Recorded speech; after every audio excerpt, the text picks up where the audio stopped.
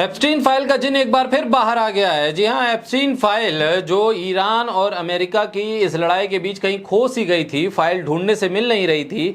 लोगों का तो ये भी कहना था इस जंग की शुरुआत ही इसलिए हुई है कि ये फाइल कहीं खो जाए, किसी बम के धमाके में उड़ जाए या कि उसके उठने वाले धुएं में ही कहीं इसके पन्ने तितर बितर हो जाएं, किसी को पता ही ना चले कि इस पन्ने में क्या था, डोनाल्ड ट्रंप के बारे में क्या था, इजराइल के बारे में क्या था, भारत से जुड़ी हुई कितनी हस्तियां थी उस फाइल में, इसका कुछ अता पता ना मिले।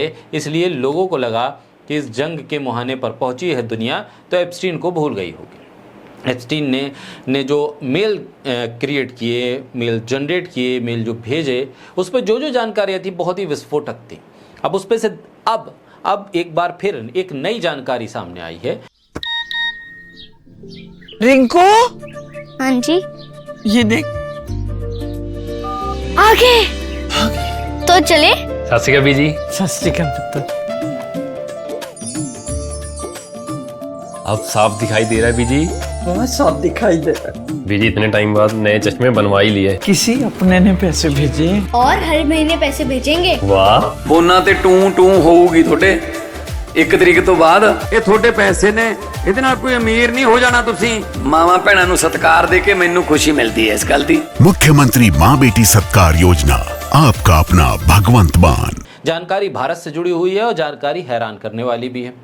जानकारी को लेकर कई सवाल भी खड़े हो रहे हैं और जानकारी जो सामने आई है उससे एक सवाल ये भी खड़ा हो रहा है कि एप्स्टीन की पहुंच भारत पे कितने अंदर तक थी, किन किन संस्थानों तक थी और कितने संवेदनशील संस्थानों तक एप्स्टीन ने अपने कदम बढ़ा दिए थे।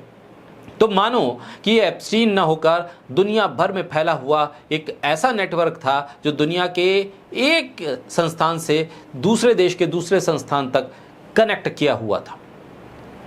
साइंस हो, टेक्नोलॉजी हो, रक्षा हो, फाइनेंस हो, बॉलीवुड हो, हॉलीवुड हो, यानी कोई सेक्टर ऐसा बचा नहीं जहां एप्स्टीन ने अपने कदम न छोड़े हों और उसके पैरों के निशान वहां दिखते ना हों। एप्स्टीन हर जगह था और एप्स्टीन ही एकमात्र व्यक्ति ऐसा था मानो पूरी दुनिया को नचा रहा था, मानो पूरी दुनिया उसी एप्स्टीन के इशारे पर काम कर रही थी, उसी के आइलैंड पर जाने के लिए तड़प रही थी। बड़े बड़े हस्तियां, बड़े बड़े नाम वाले उस आइलैंड पर जाने के लिए तड़पते थे और जो पहुंच गए उनके नाम उस मेल में आ गए और फिर बहुतों के काम बने और बहुतों के काम बनते बनते भी रह गए और कुछ लोगों के काम अब बिगड़ रहे हैं जब एप्स्टीन इस दुनिया में नहीं है, क्योंकि मेल अभी भी मौजूद है और वो मेल जो बाहर आ रहे हैं वो बता रहे हैं कि कितने संवेदनशील संस्थानों के प्रमुख और वहाँ काम करने वाले लोग एप्स्टीन के उस जाल में फंस चुके थे। हम ये नहीं कह रहे कि एप्स्टीन से बात करने वाला हर एक व्यक्ति आरोपी हो गया, यौन शोषण का करने वाला हो गया या इसी तरह के किसी काम में संलिप्त हो गया। हम ये कह रहे हैं कि एप्स्टीन के साथ उन लोगों के संबंध थे। अब ये संबंध व्यापारिक थे, संस्थागत थे या फिर किसी बड़े प्रतिष्ठान के साथ जुड़ने वाला व्यक्ति एप्स्टीन के साथ इसलिए जुड़ रहा था क्योंकि उस संस्थान को कुछ फाइनेंशियल जो हेल्प थी वो मिल जा रही थी जिससे उनका काम आसान होता था। हर व्यक्ति जो एप्स्टीन के साथ मिला वो यौन अपराधी नहीं है, ये मानकर चलिए, लेकिन जांच के दायरे में तो और शक के दायरे में सुई सब पर घूमती है। मधु किश्वर हैं जो लगातार प्रधानमंत्री मोदी को लेकर लगातार अब पिछले काफ़ी दिनों से अपने बयानों को लेकर चर्चा में, लेकिन अब उन्होंने एक एप्स्टीन फाइल का मेल, उसका स्क्रीनशॉट शेयर किया और उसमें कुछ नाम भी उन्होंने लिखे जो उस मेल में शामिल है। वो नाम सुनकर आप हैरान हो जाएंगे। ये हैरान करने वाला मामला ही है। क्या आप भी मेरी तरह ये जानकर हैरान नहीं होंगे कि एप्स्टीन की उस लिस्ट में प्रतिष्ठित Tata institute of fundamental research TIFR के वैज्ञानिकों को भी जगह मिली। मधु किश्वर ने अपने ट्वीट पे लिखा कि आप भी मेरी तरह हैरान हैं क्या कि प्रतिष्ठित संस्थान Tata institute of fundamental TIFRA के वैज्ञानिक को भी 2003 में जेफरी एप्स्टीन से ट्रैवल फंड के रूप में अनुदान मिला था। उनके वैज्ञानिकों के नाम भी उस मेल में हैं और उसको मधु किश्वर लिखती हैं कि उसमें जो पहले वैज्ञानिक थे संदीप त्रिवेदी, अशोक सेन, गौतम मंडल, स्टेपा वाडिया, शिराज मिनवाला और सुनील मुखी, आतिश दाभोलकर। उन्होंने साथ ही 3 मार्च 2018 का वो मेल भी अटैच किया है जिसमें इन तमाम वैज्ञानिकों के नाम है। मधुकेश्वर ने आगे लिखा कि ये कहां यात्रा पर गए थे इसकी जानकारी अभी तक नहीं है। उन्होंने बताया कि ईमेल में यह भी कहा गया है कि त्रिवेदी को मोदी सरकार ने 2015 में TIFR का निर्देशक नियुक्त किया था।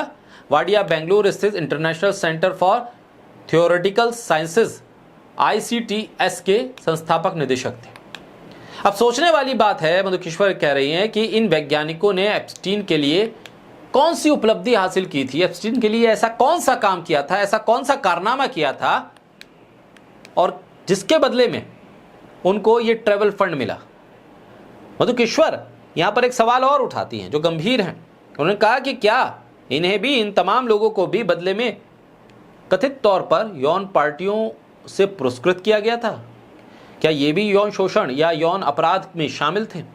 मधुकेश्वर के दावे पर अब कई लोग रिपोस्ट करके अपनी बात लिख रहे हैं। सोमनाथ भारती आम आदमी पार्टी के नेता हैं, उन्होंने लिखा कि mind blowing, it's simply unbelievable that paedophile Jeffrey Epstein had this deep access to my country. वो लिख रहे हैं कि बहुत ही आश्चर्यजनक है या अप्रत्याशित है कि जेफरी एप्स्टीन जैसा व्यक्ति हमारे भारत में कितने अंदर तक पहुंच रखता है। ईमेल में जो लिखा है उसका सार यह है कि लगभग 2003 में जेफरी एप्स्टीन ने एक इंडियन ट्रैवल फंड के जरिए TIFR के कुछ वैज्ञानिकों की यात्रा का खर्च उठाया था। ईमेल में इन वैज्ञानिकों की बाद की वैज्ञानिक उपलब्धियों का भी जिक्र है। इसमें वो लिखता है कि संदीप त्रिवेदी TIFR के निर्देशक बने और स्टेपा वाडिया ICTS के संस्थापक निर्देशक बने। अब यहां से एक सवाल यह भी उठा कि एप्स्टीन के साथ संबंध रखने के एवज में तो कहीं इन्हें ये पद नहीं मिले, और फिर ये ट्रैवल फंड उसका इस्तेमाल इन वैज्ञानिकों ने कहां के लिए किया? तो ट्रैवल फंड क्यों दिया गया? किसने अप्लाई किया? क्या पूरी संस्था की तरफ से अप्लाई किया गया कि या फिर ये इंडिविजुअल लोगों ने अप्लाई किया? बहरहाल मधुकेश्वर की तरफ से जारी किया गया ये मेल की कॉपी और ट्वीट इस मौसम में भी, जब राम मंदिर के दान पात्र में चोरी का मुद्दा है, जंतर मंतर पर अनशन का मुद्दा है, सेशन की शुरुआत होने जा रही है, एप्स्टीन फाइल के मुद्दे को मधुकेश्वर के इस ट्वीट ने एक बार फिर गरमा दिया है।